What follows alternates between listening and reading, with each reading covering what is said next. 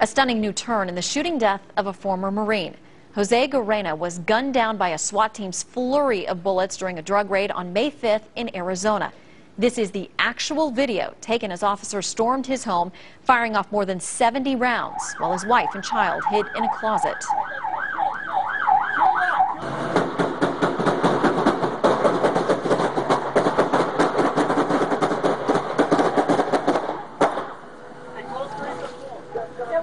His family is outraged, now demanding answers into what happened and what led to his death. Bill Gavin, former chief executive for the FBI in New York, Miami, and Denver, and also the president of the Gavin Group. And also in our discussion today, Chip Merlin. He is an attorney in Florida. Gentlemen, welcome to you both. Good afternoon. Thank you, Shannon. All right, I want to set the stage a little bit more. People saw in the video there are obviously police sirens going. They are stopped at one point. We're told by the Sheriff's Department in the investigation into this that there were warnings given at the door in English and in Spanish saying, you know, this is the police, we're coming in. They eventually broke down that door. They also continued to say that Jose Guerrena, the man who was killed, was pointing an AR-15 gun at them. He did not fire. Apparently, that's been turned up in this investigation. So, Bill, I got to ask you, with your law enforcement background, was the SWAT team in any way justified by what happened after that? Well, Shannon, I look at a couple of things here. Number one, the movie does not show what occurred inside that house after they popped the door, and that has a lot to do with what happened. The second thing is that if forensics shows that he was shot over 60 times, I can see how that happened too. When they breached that door, and one of their individuals, one of the SWAT team members, I believe, fell down, tripped, went down on his knee to a shooting position, whatever it was, that triggered the adrenaline to flow, and they all started firing at the same time. It was tragic. I mean, 60 shots, if in fact this individual took 60 shots, that is excessive. And we'll have to see. There's not enough facts known at this time with all the particular individual facts to make a conclusion as to who did what and when. All right, and Chip, the family, how do they move forward? How do they get answers and some kind of relief? It's not going to bring this gentleman back. Well, no action is going to bring it back, but there's going to be an internal investigation that's already started with the police.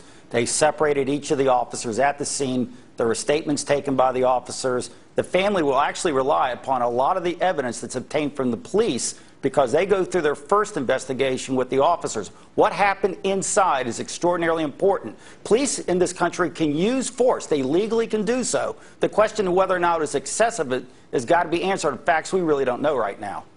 Yeah, and Bill, let me ask you, I mean, we talked about the fact that an AR-15, and maybe one of you gentlemen can explain if you know more about what kind of firearm that is. If you walk through that door or break through that door and there is someone pointing that gun at the officers as they're coming in, how do you defuse that situation? Would it be legally acceptable for those SWAT team members to fire if indeed that gun was pointed at them as they went in?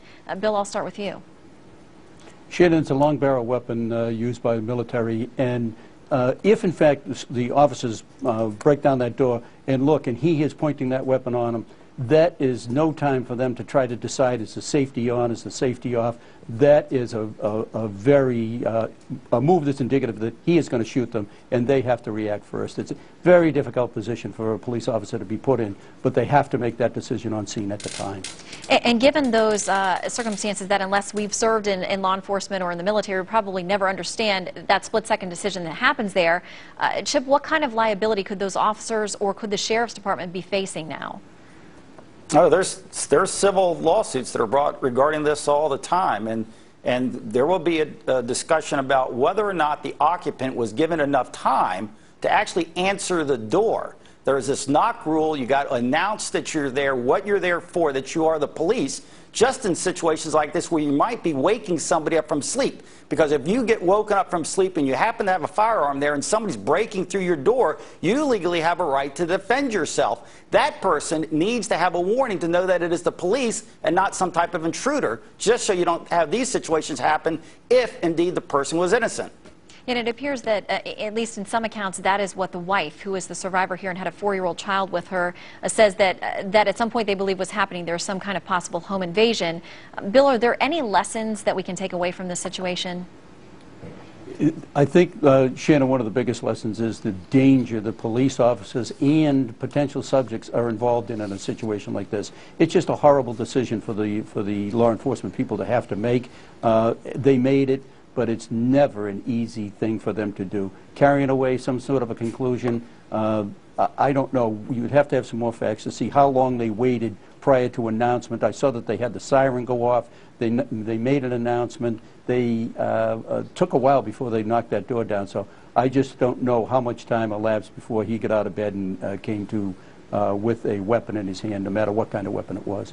All right. Well, we will continue, of course, to learn more about this case and share that with the viewers. And we thank you both for weighing in. Thank you, Shannon. My pleasure.